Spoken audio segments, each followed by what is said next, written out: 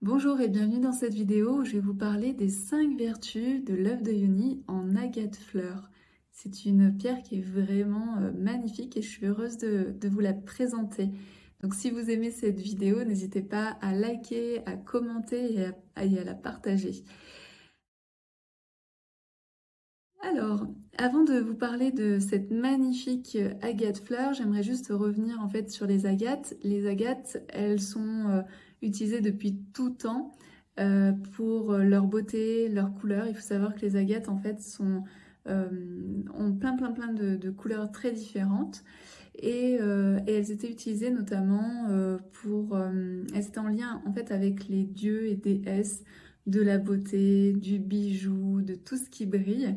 Et puis notamment les Grecs, en fait, pour eux, l'agate c'était relié à Gaïa, donc la terre mère, la terre qui nous donne en fait à manger et qui nous accueille.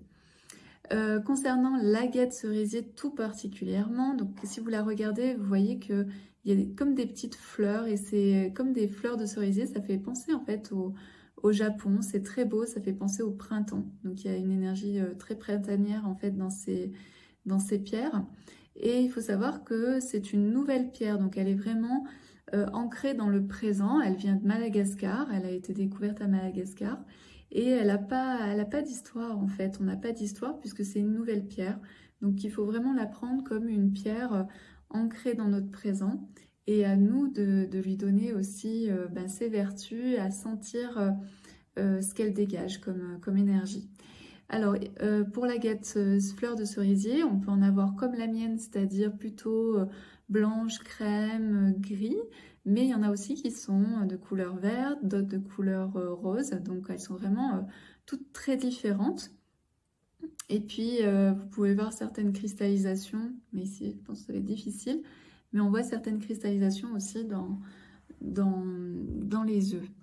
Donc c'est vraiment très beau, très féminin, très délicat. Concernant les vertus, pour moi c'est vraiment une pierre qui va symboliser l'épanouissement, l'ouverture du cœur et notre reliance à notre âme par cette finesse. Donc elle va vous aider à vraiment ressentir là où vous vous épanouissez dans votre vie. C'est-à-dire que les activités que vous allez faire et qui vous donnent de la joie et vous vous sentez voilà, vivre vraiment pleinement, eh bien avec elle, ça va être amplifié. Vous allez vraiment ressentir à quel endroit, à quel moment vous vous sentez vraiment bien. Et puis, donc, elle va vous aider à vous connecter évidemment à vos désirs sincères, donc reliance au cœur. Et puis, elle va vous aider également à augmenter votre vibration. Donc, forcément, quand on est en lien avec notre cœur, quand on fait des activités qui nous plaisent et qui nous passionnent, forcément, on a notre vibration qui augmente, qui devient de plus en plus grande.